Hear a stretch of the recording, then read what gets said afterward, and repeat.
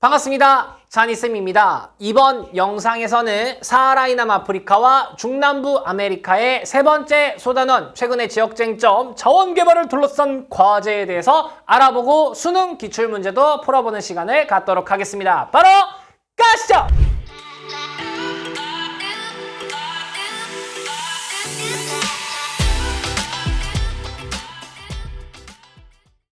자, 마지막 3단원은 최근의 지역 쟁점이고요. 라틴 아메리카와 사하라 이남 아프리카의 공통된 문제라고 보시면 되겠습니다.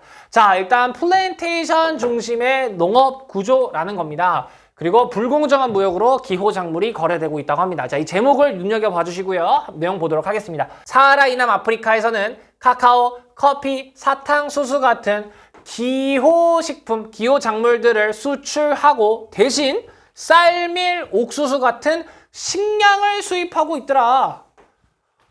굉장히 잘못된 구조죠. 예, 우리가 먹을 게 확보가 된 다음에 팔면은 괜찮은데 우리가 먹을 게 확보가 안 된 상태에서 계속 카카오, 커피, 사탕수수 같은 걸 팔고 있다라는 겁니다. 자, 그럼 이게 이유가 있겠죠. 왜 사람들은 그러면 쌀, 밀, 옥수수를 많이 재배하지 않을까? 돈이 안 되니까요. 돈이 안 되니까요. 돈을 벌려면 얘를 팔아야 되는데 아프리카가 어려운 상황이잖아요. 그러다 보니까 빨리 돈을 벌어야 되니까 그럼 내가 농부인데 어떤 작물을 재배하면 쉽게 돈을 벌 수 있을까? 얘네. 그러니까 얘네를 재배해서 팔고 있지만 정작 쌀밀 옥수수는 필요하니까 수입을 하고 있더라. 안타까운 현실인 거죠. 네, 중남부 아메리카 역시 바나나, 커피, 사탕수수 같은 상품 작물을 중심으로 농사를 하고 있다. 특히 여기도 커피하고 바나나 같은 걸 많이 재배하고 판매를 하고 있더라. 그래서 세계에서 커피를 가장 많이 만들고 있는 대륙이 중남부 아메리카가 되겠습니다. 자, 기호작물 소비국은 소득 수준이 높은 유럽 및 북부아메리카의 선진국. 그러니까 이 기호작품, 그러니까 여러분 초콜릿을 먹고 바나나를 먹고 커피를 마신다는 얘기는 내가 밥을 다 먹고 보통 다 디저트로 먹는 거잖아요. 그럼 밥을 다 해결할 수 있는 수준의 국가들, 즉 선진국들은 다 이거를 소비하고 있다 이거죠. 주로 소비를 선진국들이 하고 있는데 이걸 누가 하고 있더라? 선진국의 다국적 기업들이 하고 있더라. 그래서 여기서 그 사하라 이남 아프리카나 중남부 아메리카의 다국적 기업이 진출을 해서 거기에 농장을 직접 경영을 한대요. 그래서 싼 값에, 원가가 진짜 싸잖아요. 싼 값에 산 다음에 비싸게 파는 거죠. 여러분 우리가 아메리카노 한 잔에 보통 4, 5천 원에 먹잖아요. 근데 그거 원가 얼마래요? 몇백 원밖에 안 한다 그러잖아요. 그죠? 값비싼 제품으로 가공해서 판매하는 방식으로 다국적 기업들은 이윤을 많이 남기고 있다. 근데 정작 여기 있는 사람들은 이익을 못 보고 있다라는 거죠. 참 안타깝습니다. 그래서 현재 여기 나오죠. 현재 농민이나 노동자들은 받는 몫은 매우 적다 이거예요. 그리고 이들 정부도 밀, 옥수수 이런 거를 재배하고 있는 선진국에서 식량작물을 수입해야 되니까 그러니까 완전 불공정한 무역 구조에 얽매여 있더라. 그러니까 발전을 하고 싶은데 상황이 이러니 발전하기도 어렵다. 너무 안타까운 현실이다 라는 거죠. 정말 안타깝습니다. 자, 그래서 플랜테이션 작물 재배 지역을 보면요, 주로 우리가 배웠던 북회기선, 남회기선 사이의 열대 기후 지역에서 주로 플랜테이션이 이루어지셔서 커피, 모카, 카카오, 바나나, 천연고무, 차, 사탕수수 이런 것들이요. 전부 다 보면은 다 열대기후예요.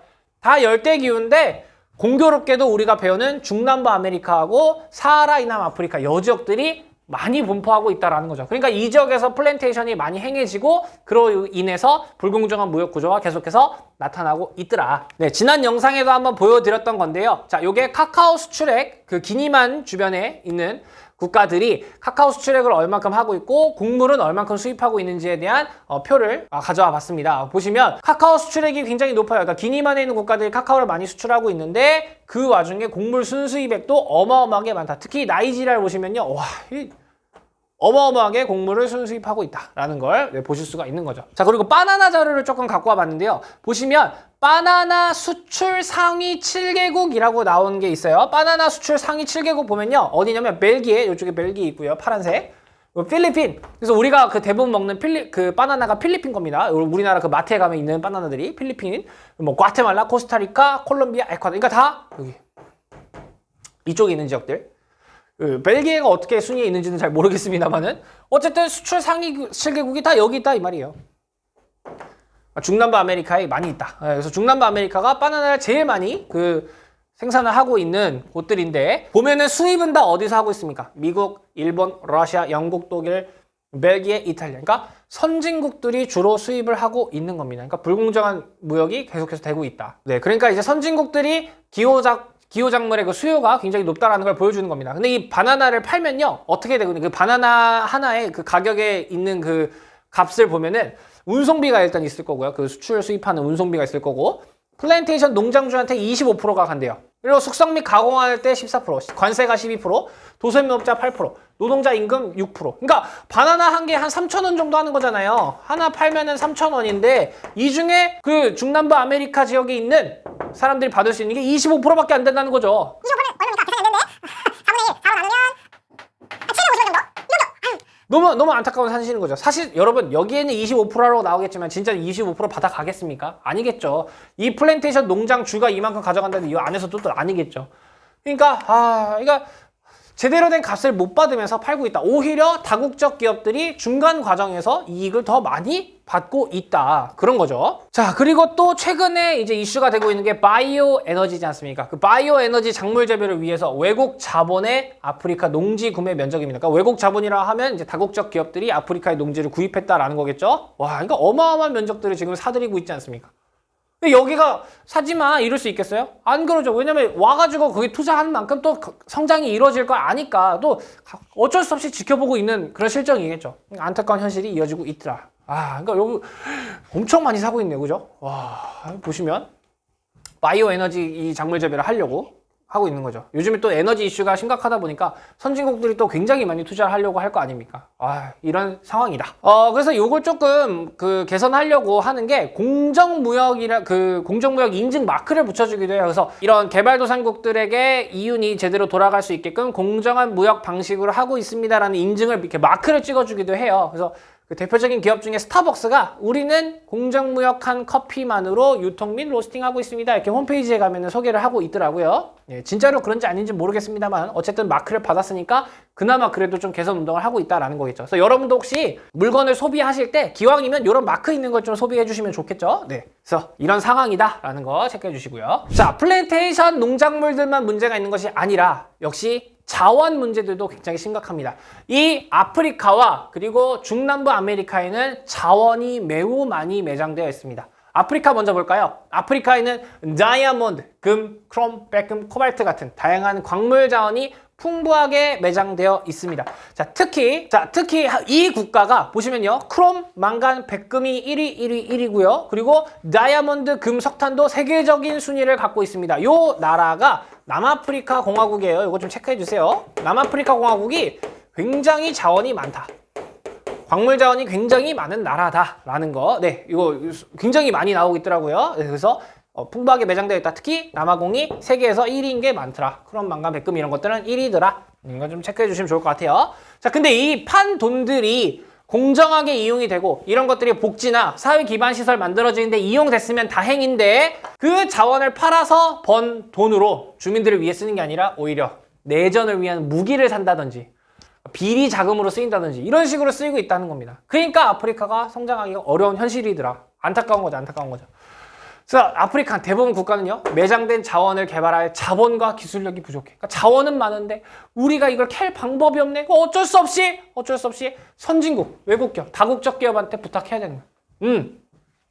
그리고 정치 제도 역시 민주주의가 아직 없더라. 아직 없는 국가들이 많더라. 그래서 뿌리하지 못해서 굉장히 소수의 부패한 집단들이 막 독재를 하기도 하고, 네, 그리고 이 판 돈들을 자기들이 다 독점을 해가지고 주민들은 정작 빈곤에 시달리고 안타까운 현실에 있더라. 여러분 요즘 이 아프리카를 그래서 어마어마하게 투자하고 있는 국가가 중국이래요. 중국이 어마어마하게 투자하고 있대요. 누구랑 경쟁하고 있냐면 우리나라랑 경쟁하고 있어요.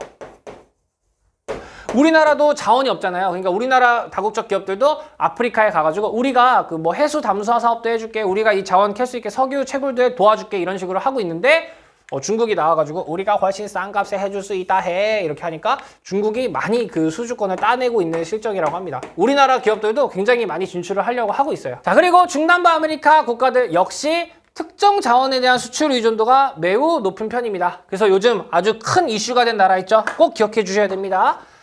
베네수엘라. 베네수엘라는요, 석유 매장량 1위 국가입니다. 사우디가 매장량 1위가 아니었어요. 베네수엘라가 석유 매장량이 매우 높은데 석유판 돈으로 국가가 성장을 해야 되는데 이 석유 가격이 휘청휘청할 때마다 이 나라도 휘청휘청하는 거죠. 그리고 칠레는 구리. 그래서 왜 쌤이 옛날에 자원파 때 칠레는 구리다, 칠레는 구리다. 아, 안데스 산맥 안 됐다, 구리다 막 했었는데 여기도 구리 산업이 거의 핵심인데 이 가격 변동이 왔다 갔다 할 때마다 국가 근간이 그냥 흔들린다 이거죠. 안타까운 현실입니다. 자, 그럼 자원이 어디 있나? 우리 위치잖아요. 어디? where 체크해 보도록 하겠습니다. 자, 핵심 되는 것만 체크해 보도록 할게요. 아프리카에 이 기니만이라는 곳, 기니만 여기 푹 들어간대요. 여기 있는 국가들의 어마무시하게 석유가 매장되어 있습니다. 그래서 여기 있는 국가들은 주요 수출 품목이 대부분 다 석유 관련된 것들이에요. 특히 나이지리아 같은 경우는 거의 80% 가까이가 석유 관련된 것들이 수출 품목들이더라. 그 말은 석유 값이 왔다 갔다 할 때마다 이 국가들도 흔들린다는 얘기겠죠. 그런 거고요. 일단 지우고 석유 이쪽이 중요하고요. 그리고 아프리카에서 주로 자원이 또 나오고 있는 게 구리입니다. 구리. 그 구리가 많이 나오는 것을 코퍼 벨트라고 하는데요. 그 코퍼 벨트가 어딘지 위치를 꼭 체크해 주셔야 됩니다. 코퍼 벨트가 어디냐면 여기에요. See you next week, see you. 죄송합니다. 네. 콩고 민주공화국과 잠비아가 만나는 여기가 코퍼 벨트예요. 코퍼 벨트. 구리 벨트다 이거죠. 구리 벨트. 구리가 어마어마하게 많이 나온다. 에이 스승님, 그럼 여기 왜 이렇게 구리가 많이 나옵니까? 우리가 배웠던 걸로 체크해 봅시다. 여기 아프리카는 찍찍 벌어지고 있네요. 동아프리카 지구대. 그러니까 이쪽에 있는 데는 흐물흐물한 자원들이 많이 나올 수 있겠죠. 왜요? 지진 화산이 활발하니까요. 그러니까 이쪽에 구리 같은 흐물흐물한 자원이 많다. 그래서 여기 콩고 민주공화국과 잠비아 쪽이 코퍼 벨트가 있더라. 체크해 주셔야 됩니다. 중요한 거니까요. 코퍼 벨트. 그 다음 다이아몬드가 많이 나오는 곳 있었습니다. 어디냐면요, 여기입니다. 보츠와나라는 곳이에요. 보츠와나. 여기는 다이아몬드가 굉장히 많이 나오고 있는 곳이다 라는 거 이렇게 체크해 주시면 될 것 같습니다. 그래서 아프리카 지역에는 크게 이 자원 파트에서는 세 군데, 여기 기니만의 석유, 코퍼벨트, 콩고민주공화국과 잠비아, 그리고 보츠와나의 다이아몬드, 그리고 뭐 아까 뭐 백금이랑 뭐 그런 크롬 뭐 이런 것들이 여기 아연 뭐였죠 아까? 뭐 크롬, 망간, 백금 뭐 이런 것들은 여기 남아공이 1등이었다라는 거. 그 정도만 체크를 해주시면 될 것 같습니다. 자, 이번엔 라틴 아메리카 볼게요. 라틴 아메리카의 자원 어디에 많습니까? 요쪽. 여기가 안데스 산맥이 이렇게 지나가고 있었죠. 그래서 이 안데스 산맥이 지나가는 페루하고 칠레는 구리가 매우 많다. 구리다. 칠레랑 페루는 구리다. 구리다. 안데스, 구리다. 네, 웃으면서 하면 안 되는 단원인데, 그래도 이렇게 하면 좀 쉽게 기억할 수 있겠죠? 네. 그리고 석유가 어디에 많습니까? 여기 베네수엘라, 에콰도르, 콜롬비아 있는 요쪽, 여기에 석유가 많습니다. 이렇게 체크해 주시면 될 것 같아요. 여기에 석유가 많다. 특히 베네수엘라 같은 경우는 석유 매장량 1위다. 라는 거. 네, 그리고요, 정말 세계지리 좀 디테일하게 들어갔을 때, 여기 콜롬비아라는 나라가 있습니다. 콜롬비아가 석탄 수출량도 조금 있어요. 그래서 콜롬비아가 석탄을 조금 하고 있다라는 거 알아두시면 나중에 좀 어려운 문제가 나왔을 때 도움이 되실 겁니다. 콜롬비아가 석탄도 조금 하고 있다라는 거. 그래서 이쪽에 석유가 몰빵되어 있구나. 여기 중부 아메리카랑 남아메리카랑 만나는 여기 파나마 유역 요쪽에 석유가 많이 나오는구나. 그리고 페루칠레 구리다 이렇게 해주시고요. 네. 예전에 했던 건데요. 여기 브라질 고원, 여기는 안정육개였죠. 여기서 철광석이 많이 나왔죠. 철광석 좋습니다. 그래서 그 안정육개가 있었던 대표적인 두 나라, 호주하고 브라질이 굉장히 철광석 생산량이 많았던 나라들이었죠. 이렇게 자원 체크를 해주시면 될 것 같습니다. 자, 그래서 각 국가들의 수출 구조를 살펴볼 건데요. 여러분들이 공부하실 때 중요 표시 쓰시는 표현들 여기다가 다 하시기 바랍니다. 수능에서 아주 출제하기 좋은 주제입니다. 살펴볼게요. 케냐라는 나라가 있어요. 케냐는 여러분 이제 기억하셔야 됩니다. 케냐 하면 차입니다. 차. 케냐 하면 차 하면 케냐가 될 겁니다. 차 하면 케냐인데 보시면 수출을 가장 많이 하고 있는 게 차예요. 차. 여러분 이 드라이브 그 자동차가 아니라 마시는 차입니다. 마시는 차. 그리고 꽃, 야채, 과실. 그러니까 플랜테이션 작물들을 주로 수출하고 있다라는 거죠. 케냐 하면 차구나. 케냐 하면 차구나. 이런 거고요. 그리고 쌤이 보츠와나 기억해달라고 말씀드렸죠. 보츠와나는 다이아몬드가 어마어마하게 많이 나오는데 수출 구조의 여러분 80%가 다이아몬드입니다. 자, 근데 여러분 보츠와나가 중요한 이유가 있어요. 왜냐면 우리가 그 아프리카 같은 경우는 이 자원들이 굉장히 많아가지고 이 자원 판돈이 복지에 쓰이지 않고 내전에 쓰이고 막 이래서 분쟁이 심각해지고 있다고 했잖아요. 그래서 나라 성장도 잘 안 되고. 그런데 이 보츠와나는 다이아몬드 판돈을 공정하게 복지에 이용하고 있어요. 그래서 보츠와나는 내전이 없습니다. 내전이 없는 아주 잘 사는 아프리카라고 봐주시면 될 것 같아요. 네, 우리가 그거를 1인당 GDP, 그러니까 잘 산다는 걸 이렇게 표시하죠. 1인당 GDP가 높은 국가입니다. 그래서 1인당 GDP가 높다는 게 무슨 선진국만큼 높다는 뜻이 아니라 아프리카 내에서는 굉장히 잘 사는 국가입니다.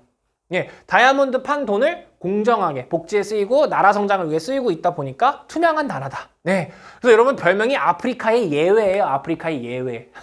이따 자료 볼 겁니다. 네, 선생님이 그 보츠와나 자료를 갖고 왔습니다. 여기 이게 그 제목이 아프리카의 예외예요. 이게 뭡니까 제목이? 아프리카의 예외 보츠와나. 자, 근데 여기 수도 가보로네라는 그 모습이 나오는데 여러분 이거 보면요 아프리카인가? 할 정도로 현대식 건물들도 많고 이렇게 뭔가 공원이 조성된 그런 느낌이죠. 뭔가 아프리카 느낌이 아닌데 자 보니까 보츠와나는 독립 당시에 1인당 국민소득이 약 90달러였대요. 엄청난 최빈국인 거죠. 병원과 학교 없었대요. 그런데 2016년에는 1인당 국민소득이 6,610달러랍니다. 몇 배가 뛴 겁니까 여러분? 경제가 엄청 성장해서 아프리카의 예외라고 불린대요. 왜 그러냐? 거대 다이아몬드 광맥 세계 3위랍니다. 아유 부럽다. 근데 이때 독립 이후에 한 번도 내전과 전쟁을 겪지 않았대요. 와, 어떻게 이럴 수가 있지? 권력자의 독재, 무정부, 부패 이런 것도 없었대요. 그래서 보츠와나의 기적을 일군 건 한마디로 정치였고 신뢰할 만한 정부였대요. 그러니까 정부의 역할이 굉장히 중요했다 이거죠. 다이아몬드 판 돈으로 공정하게 국민들을 위해 썼고 나라 성장을 위해 썼다라는 거여서 아프리카의 예외다. 보츠와나. 예, 자료로도 있으니까요. 꼭 체크해 주시기 바랍니다. 그래서 보츠와나는 꼭 기억해 주셔야 됩니다. 다이아몬드 하면 보츠와나. 공정하게 쓰이고 있어서 내전이 없고 투명한 나라다. 이렇게 봐주시고요. 그 다음 베네수엘라. 원유가 85%, 석유 제품이 12.5%. 여러분 석유 판 돈으로 성장을 해야 되는데 석유 값이 왔다 갔다 할 때마다 나라가 휘청휘청 거리겠죠. 수출 품목이 이렇게 85%가 석유니까요. 거기에다가 여러분 그 베네수엘라가 요즘 뉴스에 많이 나오는 이유가 독재하고 있습니다. 아직도 독재. 그러니까 이 석유 판 돈을 나라 국민들을 위해 쓰고 있는 게 아니라 일부 독재자들이 다 독식하고 있는 거죠. 그러니까 어마어마한 인플레이션이 왔고 세계에서 지금 굉장히 핫 이슈인 나라지 않습니까? 네. 베네수엘라, 볼리바르. 석유가 대부분의 수출 품목이더라. 자, 이번엔 칠레인데요. 칠레의 수출품 구성을 보니까 구리가 51%입니다. 칠레는 구리다. 네, 그리고 여러분 드시는 그 씨 없는 청포도. 네, 그 전부 다 칠레에서 오고 있는 거죠. 그리고 와인 같은 거, 포도 관련된 상품들. 이런 것들이 주요 수출품인데 구리 가격이 왔다 갔다 한다면 이 나라의 경제도 휘청휘청 하겠죠. 보시면 칠레 수출 가격 변화인데요. 계속 오르고 있는데 이렇게 확 급락할 때 이런 데가 있잖아요. 이렇게 떨어질 때가 있잖아요. 이러면은 나라 경제가 휘청휘청 거리겠죠. 그러니까 한 품목에 몰빵해서 수출을 하고 있는 건 굉장히 좋지 않다라는 거죠. 네. 그래서 교과서에 재밌는 자료가 있더라고요. 그 전 세계 부패 정도를 나타낸 그 지도가 있대요. 부패 정도를 나타낸 지도. 진한 파란색이 부패가 약한 겁니다. 다행히 우리나라는 부패가 약한 거에 조금 속하나 봐요. 네, 선진국들이 주로 이 진한 파란색인 걸 볼 수가 있죠. 근데 하늘 색깔이 부패가 심하다라고 나오는데 사하라 이남 아프리카 지역하고요. 여기 중남부 아메리카 지역을 보면요. 부패가 심하다고 나타나요. 그러니까 자원판 돈이나 뭐 국가에서 이게 발생한 돈들을 불법적으로 이용하거나 이제 뭐 권력, 이용해서 쓰거나 내전 이런 데 쓰고 있다라는 걸 보여주는 자료겠죠. 그러니까 수출 구조가 악화될 수밖에 또 없더라라는 걸 보여주는 자료가 되겠습니다. 부패인식 지수 보시면요. 우리나라는 순위에 안 넣으셨네요. 안 넣으셨는데 우리가 지금 배우고 있는 뭐 소말리아는 176인데 볼리비아, 베네수엘라 보시면 와 166위. 지금 굉장히 안 좋은 그 부패 수준을 보이고 있는 거죠. 안타까운 현실이다. 안타까운 현실이다. 자, 이렇게 좀 몇 개의 국가를 좀 보여드렸는데요. 수능 특강에 정말 좋은 자료가 있어서 한번 보여드리려고 합니다. 아프리카에 시험에 나올 수 있는 국가가 몇 개 없습니다. 그 국가들의 수출 품목을 다시 한번 정리한 거가 있더라고요. 보면요. 나이지리아 같은 경우는 우리 석유가 많다 보니까 원유 및 석유 제품을 94%나 수출 품목으로 주요 수출 품목을 하고 있고 여기가 앙골라입니다. 앙골라 됐어요. 역시 기니만 연안에 있죠. 기니만 연안에 있다 보니까 원유 및 석유 제품이 엄청나게 많이 나오고 있다는 걸 살펴볼 수 있고요.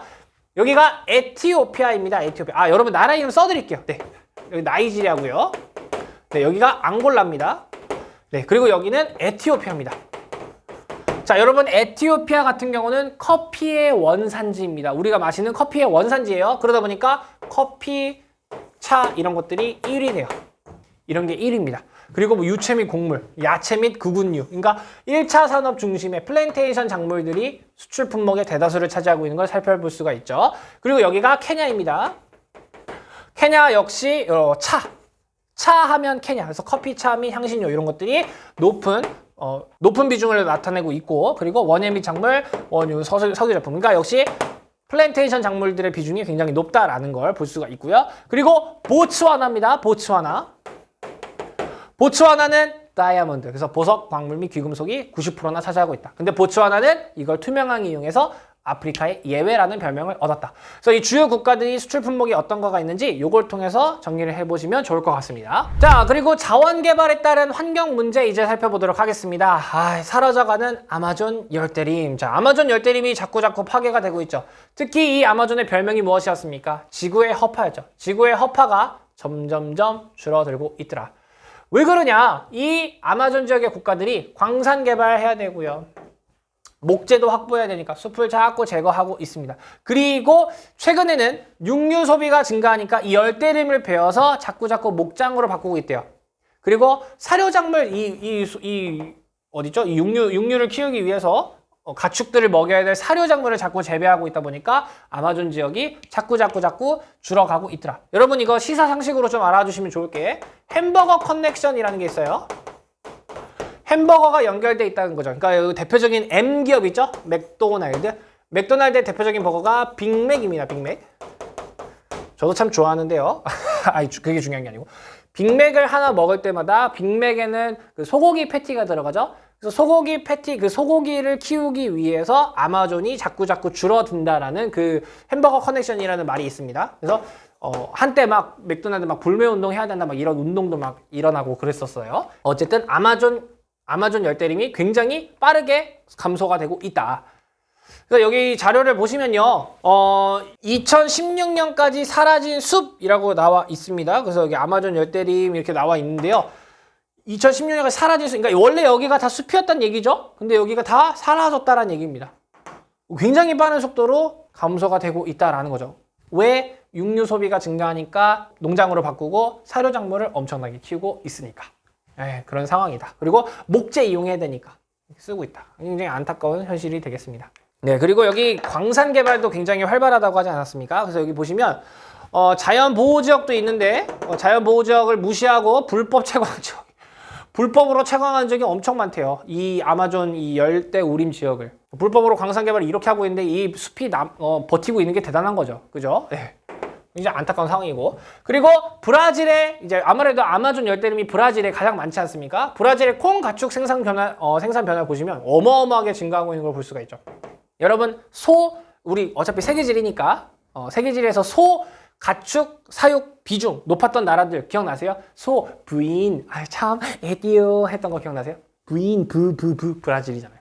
가축 소 엄청나게 키우고 있는 거. 와. 어마어마하게 증가하고 있는 모습을 보여주고 있죠.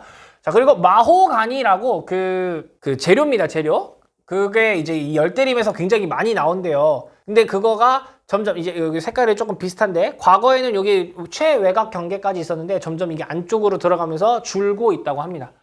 네, 왜냐하면 열대림이 점점 파괴되고 있으니까요. 네, 안타까운 현실이다라는 걸 보여주고 있는 자료들입니다. 네, 그리고 브라질 정부의 아마존 광산 개발 계획 해가지고 자료가 또 하나 있는데요. 보시면 이 국립구리 광물 보존 지역이라는 곳이 있었대요. 여기를 보호구역에서 해제했대요. 그 말은 여기를 개발하겠다는 얘기죠.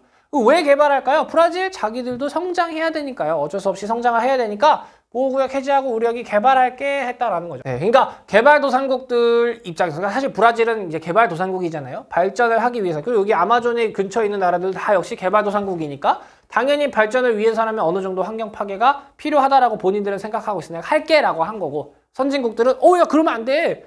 더 이상 파괴하지 마. 자꾸 이렇게 제재하고 있는 거고. 그러니까 당연히 또 마찰이 일어날 수밖에 없겠죠. 네, 그런 상황이다라는 겁니다. 그래서 야생동물의 서식지가 위협받고 있다고 합니다. 그래서 아프리카에는 뭐 코끼리, 기린, 고릴라 같은 야생동물이 서식하고 있는데 우리가 동물의 왕국이라고 부르잖아요. 아프리카를 사바나, 동물의 왕국 사바나가 많잖아요. 근데 점점 서식지가 줄고 있다. 그리고 아마존강 유역에도 뭐 이런 동물들이 있었대요. 근데 멸종위기에 처해 있다고 합니다. 특히 뭐 우리가 광물자원 개발하고 농경지로 바꾸니까 서식지가 위협받고 있더라. 그 쌤이 한번 얘기를 해드렸던 적이 있을 거예요. 이 아마존 열대림 나무 한 그루 주변에 있는 개미 종류가, 네, 아마존에 있는 아마존 나무 한 그루 근처에 있는 이 개미의 종류가 영국입니다. 영국 전체 개미 종류보다 많대요. 그러니까 생물종 다양성이 엄청 많다라는 거죠. 근데 이 나무를 자꾸 베어가고 열대림이 파괴가 되면 이 개미 종류가 다 줄어들겠죠. 네, 그래서 교과서에 있는 자료를 좀 한번 보여드리면요. 고릴라가 휴대전화를 싫어하는 이유 이러고 나와 있습니다. 콩고 민주공화국과 루안다에는 콜탄이라는 자원이 많대요. 뭐 콜탄이 뭔지 공부하실 필요는 없어요. 콜탄은 어디에 쓰냐면 IT 제품의 원료래요. IT 제품의 원료니까 최근에 엄청 수요가 급증했겠죠. 근데 이 콜탄의 생산지가 고릴라의 주요 서식지였대요. 그래서 오랜 내전으로 피폐해진 이 지역이 콜탄 채굴로 큰 이익을 얻게 되니까 열대림 파괴, 뭐 수질 오염 이런 것들이 심각해서 고릴라들이 멸종 위기에 처했다고 합니다. 그러니까 우리가 핸드폰을 쓰면 쓸수록 고릴라들의 서식지가 자꾸 줄어든다라는 거죠.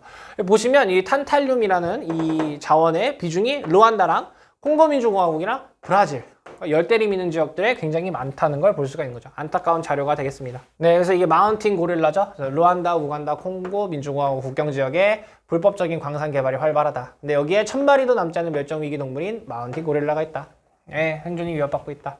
그래서 야생동물 특별보호지역으로 지정하고 뭐 여행자 수를 통제해서 보호를 위해 노력을 하고 있다라고 합니다. 그러니까 우리가 자연이랑 좀 공생하는 노력을 진짜 많이 해야 될 필요성이 있습니다. 그죠? 네. 자, 이렇게 해서 개념 설명은 모두 끝이 났습니다. 이제 관련 수능 문제를 풀어볼 건데요. 수능 문제 쭈르륵 보여드릴 테니까요. 잠깐 정지해보시고 풀어보시기 바랍니다. 자, 그럼 문제 나갑니다.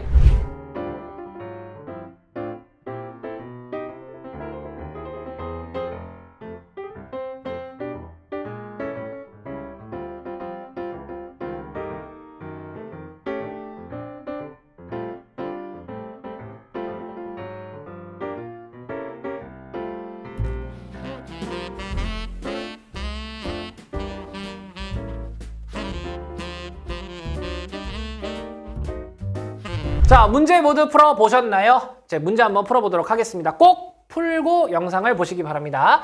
2021학년도 대학 수학능력시험 6월 모의평가 8번, 작년 6월 모평 8번 문제입니다. 그래프는 남아메리카 세 국가의 주요 수출 상품 수출액 비율을 나타냈다. 가다에 해당하는 국가를 골라봐 했습니다. 자, 가 보니까요. 여기는요. 원유를 엄청 많이 수출하고 있네요. 그리고 석탄. 쌤이 남아메리카에서 석탄하면 이 국가 조금 기억해달라고 했던 국가가 앞에 조금 있었죠. 그리고 또 힌트가 커피가 많이 나오는 애. 그러니까 석유가 많은 지역이 어디였냐면 남아메리카에서 우리가 석유 많았던 지역이 여기였거든요. 여기.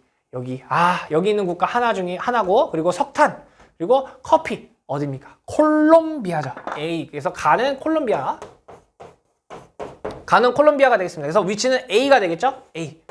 여러분 콜롬비아 커피가 굉장히 유명한 거 들어보셨죠? 네. 이런 게 있다. 아, 좋습니다. 가 찾았고요. 그다음 나와 보니까 구리 어디가 구리다. 그리고 와인도 있네. 와인 구리다. 어디 구려? 칠레는 구리다. 나는 칠레죠. 자, 칠레는 어디입니까? C네요. C. 답은 일단 나왔는데 볼게요. 더. 자, 그다음에 B 다국가는요. 대두, 콩. 요즘에 이 콩이 사료작물이니까 사료작물을 재배하기 위해서 열대림이 파괴되고 있다. 방금 전에 배웠고요. 그리고 원유도 있고 철광석도 엄청 많고 육류도 엄청 많네. 어딜까요? 브라질이겠죠. 다는 브라질이 되겠습니다.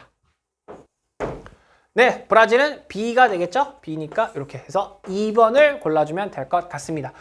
여기 석탄, 콜롬비아가 석탄이 좀 많다라는 거. 그리고 커피 하면 역시 여기 콜롬비아라는 거 역시 체크해 주시면은 나중에 문제 푸실 때 좀 어려운 문제가 나왔을 때 도움이 되실 겁니다. 다음 문제 넘어가 볼게요. 자, 작년 6월 모의평가 10번 문제가 되겠습니다. 그래프의 가다에 해당하는 국가를 지도 A시에서 골라라 했고요. 자, 지도와 1인당 국내 총생산 그리고 광업, 제조업, 종사자 비율이 나와 있습니다. 자, 그러면 일단 살펴봐야 될 것 같아요. A, B, C 국가의 이름부터요. 여러분 이 아프리카 같은 경우는 국가 이름이 굉장히 헷갈리고 위치도 헷갈리니까요. 이렇게 기출문제 분석해 보시면서 나오는 나라가 사실 정해져 있어요. 그러니까 이 나라들이 어딘지 확실하게 체크하시기 바랍니다. A는요. 아프리카에서 가장 인구가 많은 나라입니다. 어디요? 나이지리아입니다. 선생님이 제일 좋아하는 국가예요. 네. 나 이지리아. 한국지리랑 세계지리를 다 하고 있는 거죠. 나 이지리아. 지리 2개. 됐습니다. 네. 그다음 B는요. 여기는 에티오피아입니다. 에티오피아는 커피의 원산지입니다. 에티오피아. 그 다음 C는요. 아프리카의 예외. 보츠와나가 되겠습니다. 자, ABC 국가가 어딘지 체크해놨습니다. 그래서 이제 표를 볼게요. 1인당 국내 총생산. 자, 선생님이 좀 기억해달라고 말씀드린 게 있었죠. 아프리카는 1인당 국내 총생산이 모두 낮다. 그런데 이 국가는 다이아몬드 판돈을 공정하게 투명하게 이용해서 1인당 국내 총생산이 높다. 그래서 아프리카 중에서도 잘 사는 나라가 있다. 그러니까 국내 총생산 제일 높은 이 나라. 다가 어디가 되겠습니까? 보츠와나가 되는 거예요. 그러고 보니까 광업, 제조업, 종사자 비율. 광업, 다이아몬드 캐는 거잖아. 다이아몬드 캐는 거. 아, 비율이 높네요. 이렇게 체크하면 되겠죠. 그 다음, 자, 이제 그리고 이제 에티오피아하고 나이지리아를 찾아야 되는데 우리가 또 알고 있는 선지식 아프리카에서 인구가 가장 많은 국가 나이지리아 인구가 나와 있네요. 인구가 가장 많은 국가 에티오피아가 나가 되겠죠. 그럼 자연스럽게 가가 나이지리아가 되겠네요. 뭐 하고 있는 겁니까? 실수했죠. 나이지리아가 나가 되고 인구가 가장 많은 그 다음에 여기가 가가 되겠죠. 예, 혼자 수업하니까 가끔 이렇게 멍 때릴 때가 있습니다. 나이지리아가 나. 그리고 보니까 나이지리아가 광업, 제조업 종사자가 에티오피아보다 높네요. 왜요? 여기 기니만 연안에 있다 보니까 석유. 그래서 나이지리아가 나가 되는 거죠. 그럼 찾으면 뭡니까? 가가 B죠. 가가 B니까 여기 가가 B. 그 다음에 나가 A죠. A. 그리고 다가 C. 3번이 답이 되겠네요. 네, 그래서 이 문제는 이렇게 접근해 주시면 될 것 같습니다. 다음 문제 넘어가 볼게요.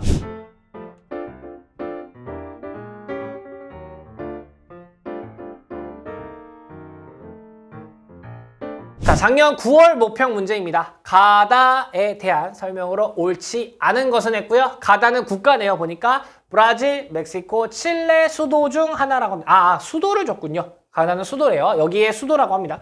여러분들이 이 수도의 이름이 뭔지 모르셔도 괜찮습니다. 그냥 멕시코, 브라질, 칠레라고 푸셔도 괜찮아요. 자, 볼게요. 일단 수도인데 우리가 배웠던 지식들이 총동원되어 있습니다. 자, 보시면요. 해발 고도 나와 있고요. 인구수 나와 있습니다. 자, 여러분 일단 인구수. 여러분 멕시코 수도, 브라질 수도, 칠레 수도의 인구수 외우고 계신가요? 사실상 이거는 좀 자료를 눈여겨봤던 학생은 도움이 될 텐데 크게 도움이 되지 않았던 힌트입니다. 크게 도움이 되지 않는데 이 해발 고도는 크게 힌트가 될 수 있습니다. 왜냐? 선생님이 이 라틴 아메리카 지역의 고산도시 5개는 꼭 기억해달라고 강조를 정말 많이 드렸거든요. 어디였냐면 멕시코 시티. 멕시코에 있는 거고요. 그다음 보고타, 콜롬비아에 있는 겁니다. 키토, 에콰도르,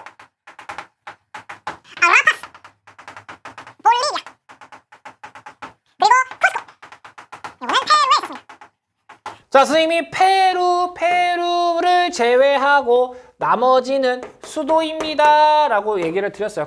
페루의 수도 리마는 사막, 해안가에 지키고 이 잉카 문명의 수도 쿠스코는 안쪽에 지킨다. 나머지는 수도다. 나머지는 수도다라고 말씀을 드렸습니다. 전부 다 고산 도시였습니다. 근데 보니까 이 도시는 다른 지역들보다 해발 고도가 매우 높네요. 즉 고산 도시에 있다는 얘기죠.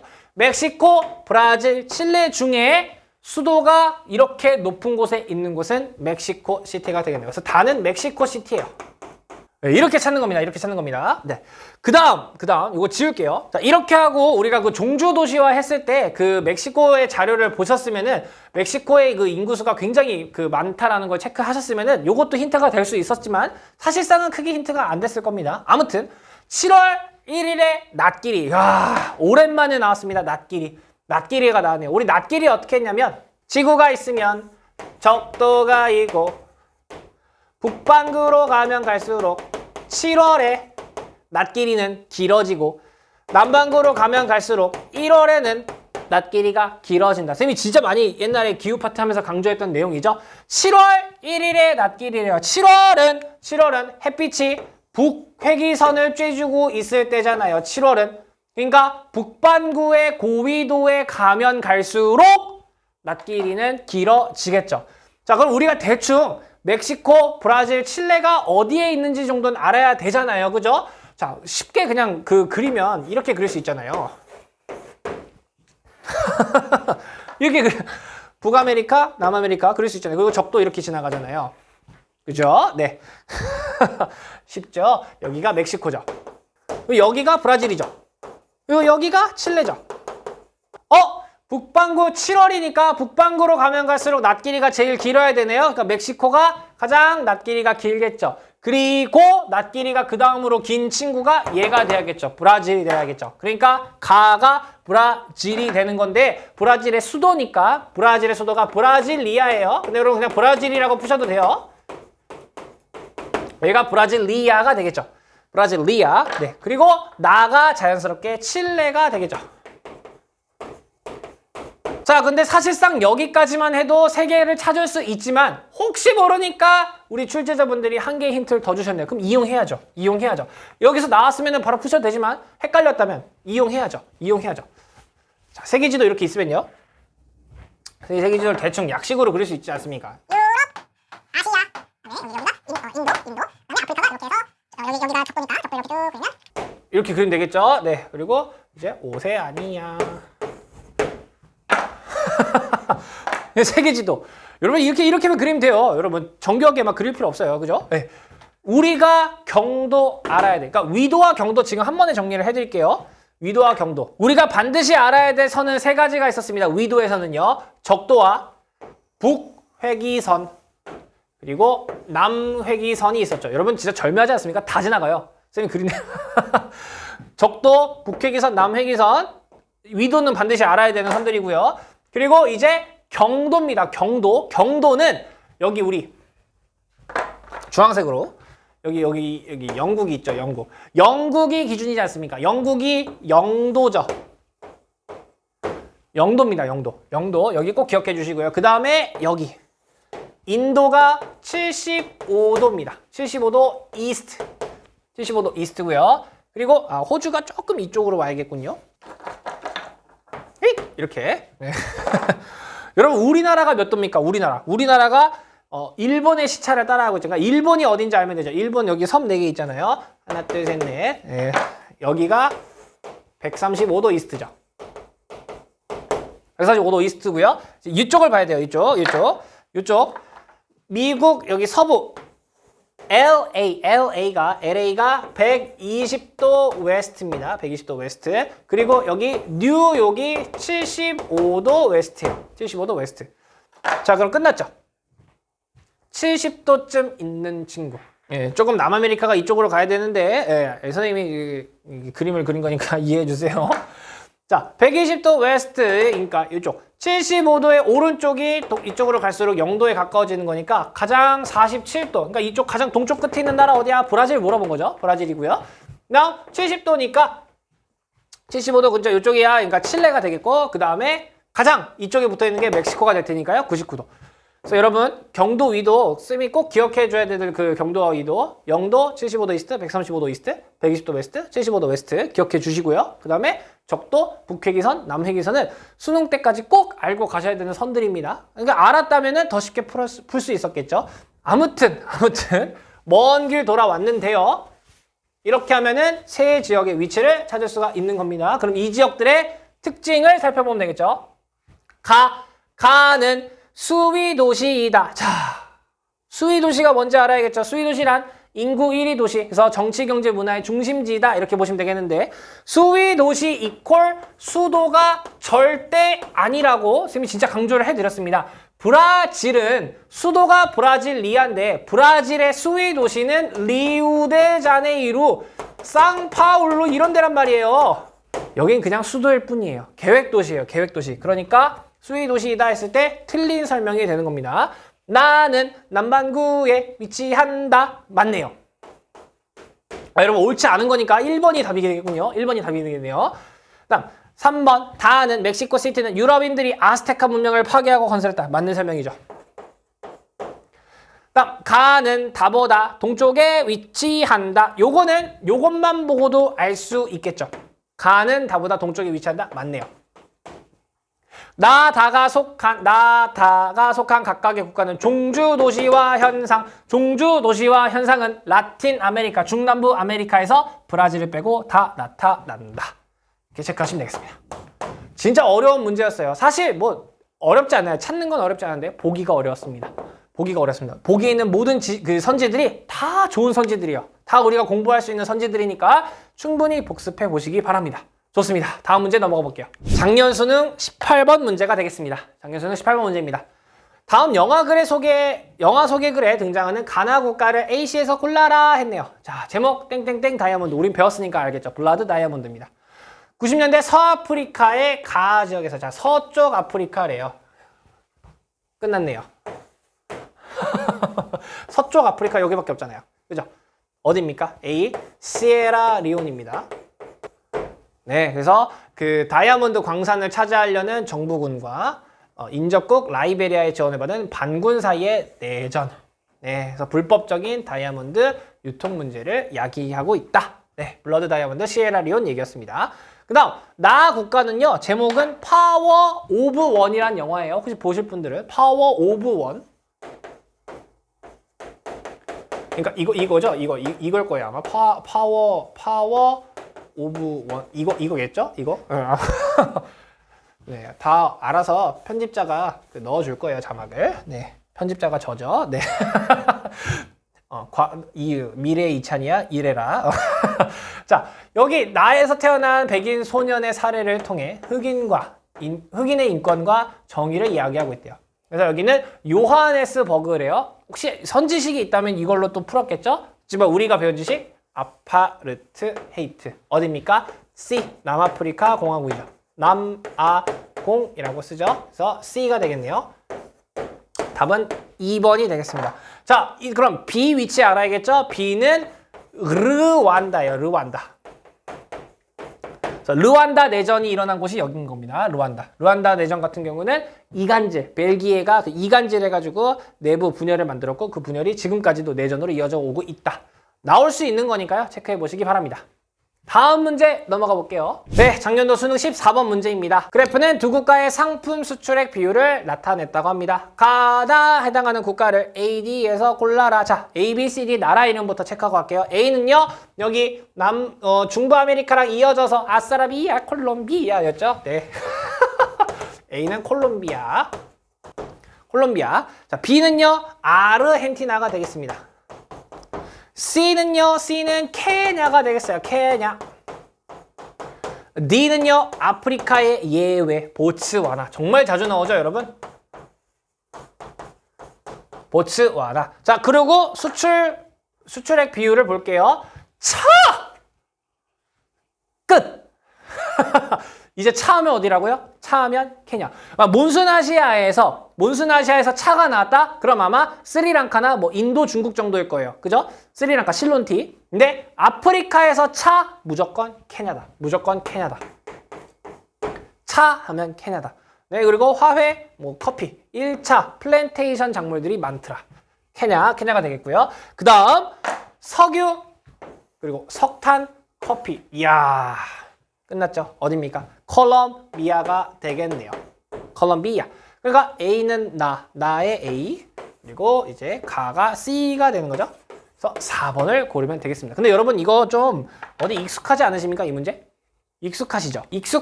뭐가 익숙해요? 이거 표 똑같아요. 자, 6월 모평에서 내고 수능에 출제한 거예요. 그 말은 진짜 우리가 기출 분석을 열심히 해야 된다라는 거죠. 그래서 쌤이 지금 수능 직전에 이제 영상을 올리지만 우리가 수능 보기 전에 가장 많이 해야 할 것은 6월 평가원 문제하고 9월 평가원 문제를 그냥 진짜 씹어 먹어야 됩니다. 거기 나왔던 표들은 그냥 외우고 가는 게 무조건 장땡인 거예요. 왜냐면 6월, 9월에 나온 걸 수능에서 내주시니까 그대로 나왔잖아요. 그대로. 토시 하나 안 틀리고 그대로 나왔어. 학생 알아 물어본 거잖아요. 그리고 보츠와나 수능에서 체크돼 있죠. 보츠와나 9월 모의평가에서 물어봤죠. 6월 모의평가입니다. 보츠와나 또 물어봤어요. 3번 연속 물어본 겁니다. 그러니까 너무너무 중요한 거예요. 6월, 9월 모의평가 분석해서 수능을 준비해야 된다. 이건 거의 공식입니다. 네, 사회탐구 그 세계지리뿐만 아니라 모든 과목을 이렇게 공부하셔야 되는 거예요. 네, 좋습니다. 그래서 이 문제는 이렇게 마무리를 하면 될 것 같습니다. 자, 이렇게 해서 7단원 사하라 이남 아프리카와 중남부 아메리카의 세 번째 소단원 최근의 지역 쟁점 알아보고 수능 기출 문제까지 풀어봤습니다. 자, 이 사하라 이남 아프리카와 중남부 아메리카는요.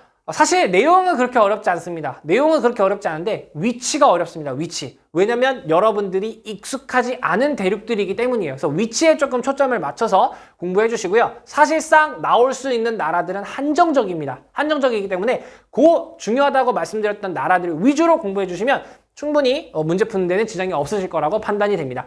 네, 긴 영상 보시느라 너무너무 고생 많으셨고요. 혹시나 궁금한 점 있으시면 언제든지 댓글 남겨주세요. 선생님은 그럼 이제 마지막 세계지리 8단원 영상으로 돌아오도록 하겠습니다. 그럼 다음 영상에서 만나요.